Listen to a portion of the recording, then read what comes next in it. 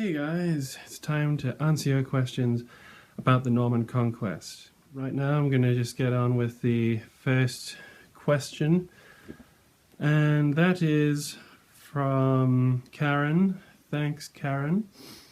What led up to the Battle of Hastings, and what could or would have happened if it never occurred? So, four main things led up to the Battle of Hastings. One is the death of Edward the Confessor. Second is the ascension of Harold Godwinson to the throne of England. Third is the delay of the Norman invasion of England. And fourth is the Battle of Stamford Bridge. To quickly give a little bit more detail on those things, Edward the Confessor died without an heir, and Harold Godwinson, the Earl of Wessex, succeeded him. This came as a big surprise to Edward the Confessor's second cousin, William of Normandy, who had thought he was a shoo-in for the job, and he raised an army to invade England as a consequence. Harold, now King of England, raised his own army and stuck around waiting for the Normans to invade, but the weather intervened. The Normans were stuck in France. Harold disbanded his army and then found out that the Vikings, aided by his brother Tostig, had invaded from the north. So he marched quickly up to York, which had fallen to the Vikings after the Battle of Fulford Gate, gathering troops as he went, surprised the Vikings at Stamford Bridge, and pretty much obliterated them. Tostig died. Harald Hardrada, the King of Norway, who was also trying to have a go at the throne, died as well. And while he was there, the wind in the Channel changed, allowing William of Normandy to lead his invasion from the south. That meant that Harold now had to rush back south to London in order to reorganize his forces yet again to face the Norman threat.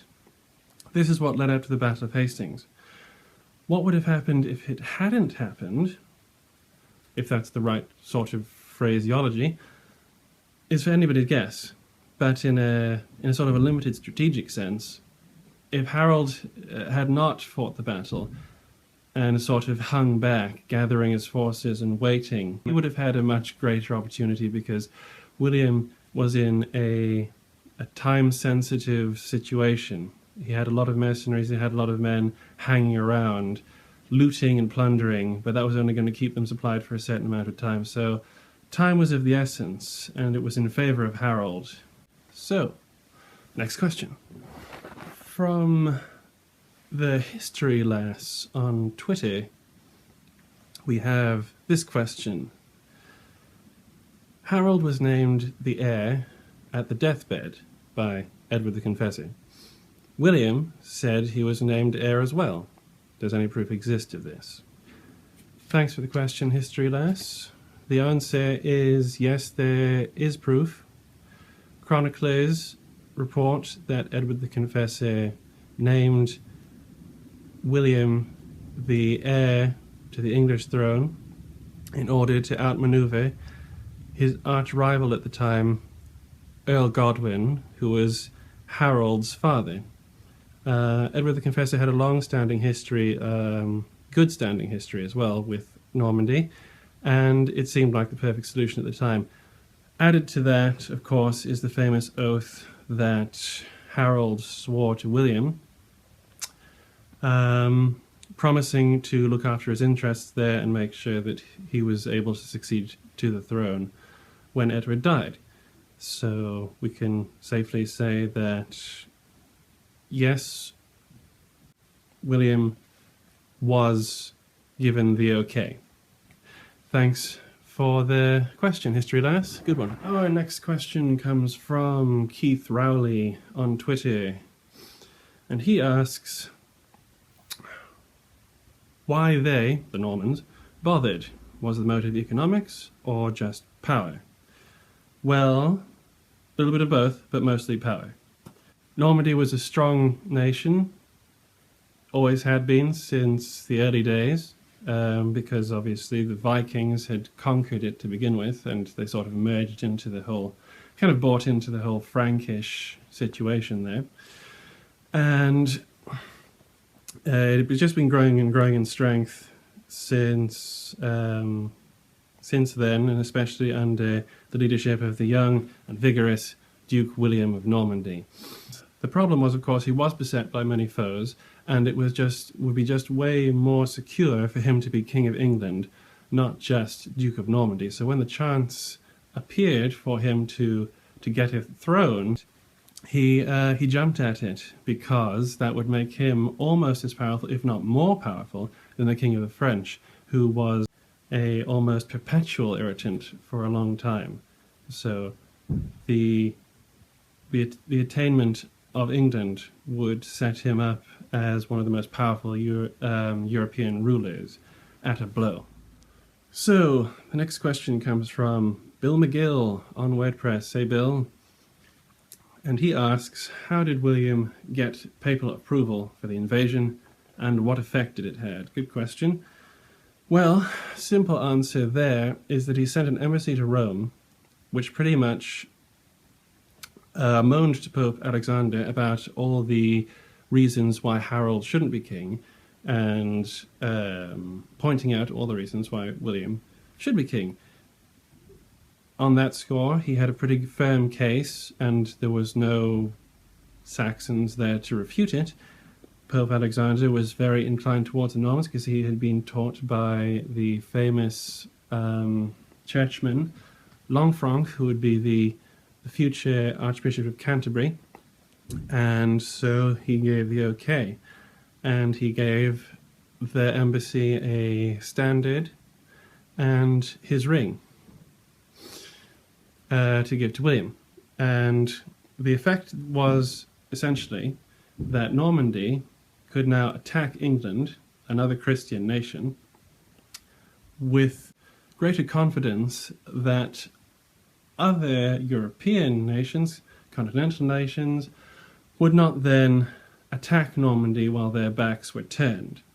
So this pretty much just gave a legal basis for the invasion, and as well it didn't harm the recruitment drive any either. Thanks for the question. Okay, we're sticking with the papal theme here, with a question from Huskarl1066 on Twitter, who asks when the papal blessing came, and if the banner that Alexander gave was flown during the battle. So, papal blessing came in the months leading up to the main invasion, when William was mustering his forces. He had sent away pretty early for it, so it came in good time.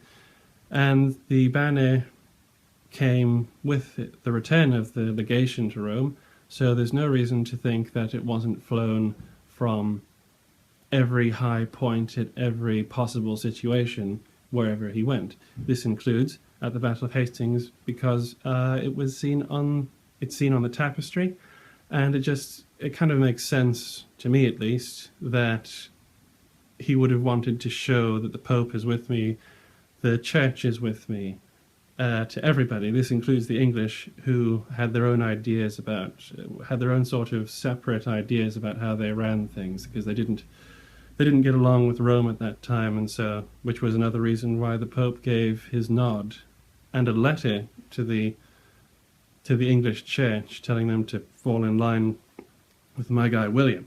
So it came early, and it's fair to say that it was flown at the Battle of Hastings. From Nigel Hillpaul on Twitter, @thehillpaul, why did Hardrada march to Stamford Bridge unarmoured? Hubris, heat, or half-wittery? Like that word. Okay, so on the back here I've written a quote down by the Icelandic poet Snorri Sturluson, and it goes like this: the weather was uncommonly fine, and it was hot sunshine.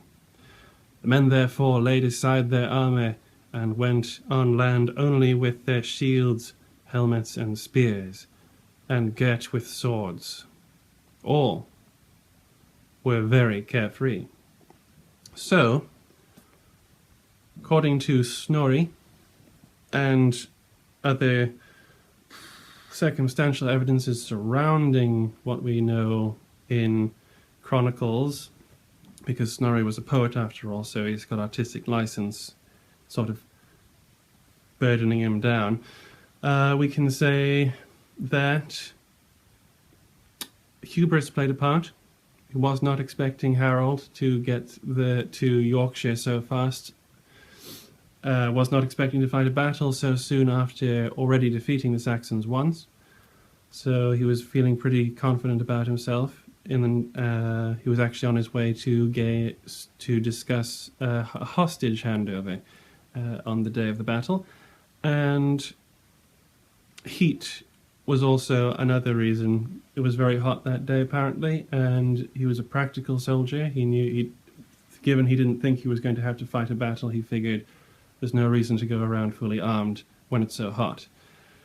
So that's a little half-wittery, but Harald Hardrada was an experienced soldier, and if he had known that the King of England was coming with all his forces, or as many as he could get, which was still a very large number, then he would certainly have been armed to the teeth and ready for him. So I think heat and hubris, not so much half-wittery.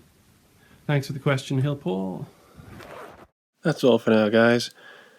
I'll be back soon to answer more of your questions about the Norman conquest, but for now, here's some frightened chessmen.